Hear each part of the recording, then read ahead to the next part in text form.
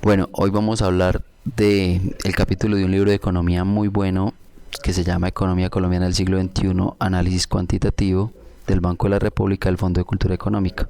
El capítulo del libro es básicamente sobre un autor que se llama James Robinson. James Robinson es quizás hoy uno de los economistas más importantes y más leídos del mundo norteamericano. Aquí lo estoy señalando, pero es un hombre que tiene una familiaridad muy grande con Colombia y ha hecho un trabajo interesante en los últimos años acerca de lo que es la economía colombiana y el diseño institucional de la misma. Este autor dice, por ejemplo, que no es verdad que exista un milagro latinoamericano, ¿cierto?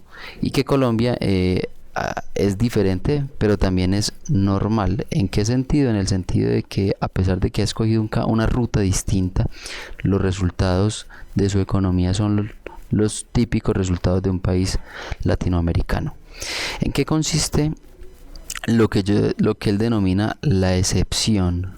La excepción del caso colombiano es que Colombia tiene una macroeconomía muy prudente. Aquí lo vemos en esta zona, ¿cierto?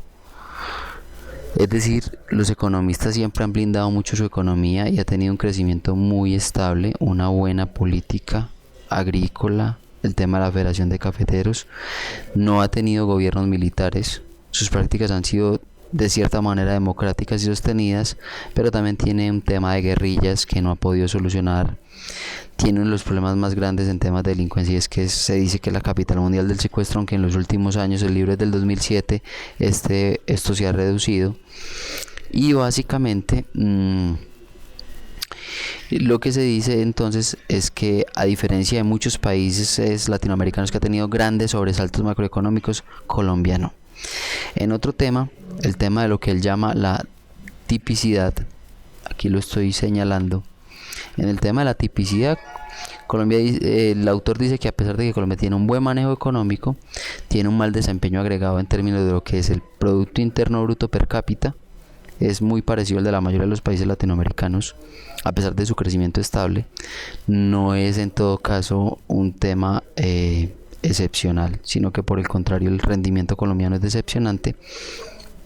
Y definitivamente el pasado nos pesa mucho, tenemos una desigualdad vergonzosa, tenemos grandes problemas de fraude electoral. Entonces aquí viene el tema de que somos una democracia sostenida, pero básicamente es una democracia que tiene muchos lunares. Y básicamente hay un problema muy grande que es lo que nos puede hacer diferentes al resto de los países latinoamericanos, pero que al final se genera el mismo resultado, y es el tema del clientelismo. La mayoría de los países latinoamericanos han tenido problemas de populismo, pero en Colombia el gran problema ha sido el populismo. Pasando a este cuarto tema, que es un intento de reconciliación, entonces lo que dice básicamente Robinson es que hay una relación de élites ciudadanos donde la política es controlada y que la élite le da alguna rentabilidad al ciudadano a través del clientelismo, no del populismo. Colombia no ha sido un país básicamente populista, de tradición populista, y se genera algún tipo de redistribución, pero esta es ineficiente. Y aunque hay un sesgo menor a favor de la élite porque no es populista, igual hay unas instituciones que por el clientelismo no funcionan como debieran de funcionar. Pasando a un quinto tema, de por qué escogería a Colombia. Con una combinación distinta de políticas, tenemos que el clientelismo en todo caso es más eficiente. ¿Para qué? Para generar bipartidismo. Vámonos para acá, para esta zona. Para generar bipartidismo le quita mucha fuerza al populismo, pero igual se termina generando, el resultado es el mismo: bajos niveles de ingreso y un alto nivel de desigualdad.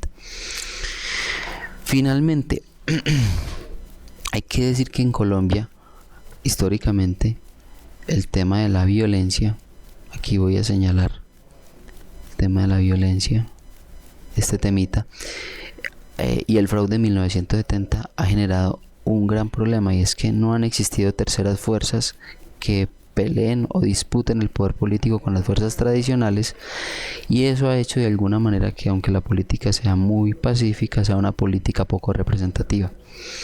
En Colombia, pasando a la siguiente diapositiva, aquí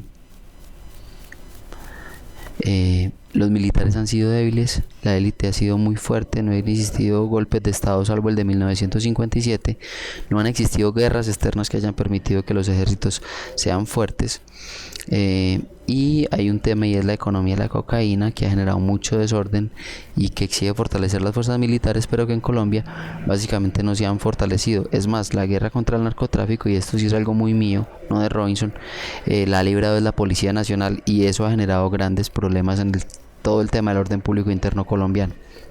Finalmente, en esta parte donde Robinson nos habla del marco analítico, ¿cierto? Básicamente lo que nos dice es: hay mucho clientelismo, hay mucha represión financiera, se asignan equivocadamente los créditos, la política clientelista hace que los incentivos se distorsionen. Esto aquí, esta política clientelista hace que los incentivos se distorsionen, y aunque hay una ausente crisis de la deuda, tenemos muchos problemas. Por ejemplo, una política educativa muy regular, ¿cierto? Y el tema de que cuando la Constitución nos pone el gasto social como un tema casi que inflexible, eso nos genera muchos problemas y muchas ineficiencias. El clientelismo, aunque no aumenta el tamaño del Estado como lo aumenta el populismo, definitivamente sigue siendo un problema que no permite diseñar buenas instituciones y que generan de todas maneras muchos inconvenientes. Al final Robinson nos dice lo siguiente, que es este cuadrito amarillo de acá. Nos va diciendo básicamente que no es la geografía el problema, porque algunos economistas discuten que nuestras tres cordilleras, esa bifurcación de la cordillera de los Andes en tres cordilleras, ha generado muchas desconexiones y muchos inconvenientes para el desarrollo de Colombia. Pero el autor dice: no, ese es el gran problema. El gran problema es que definitivamente las instituciones económicas y políticas, con su clientelismo a bordo, no crean incentivos para generar inversiones sostenidas y verdadero progreso económico. Bueno, era esto. Muchas gracias.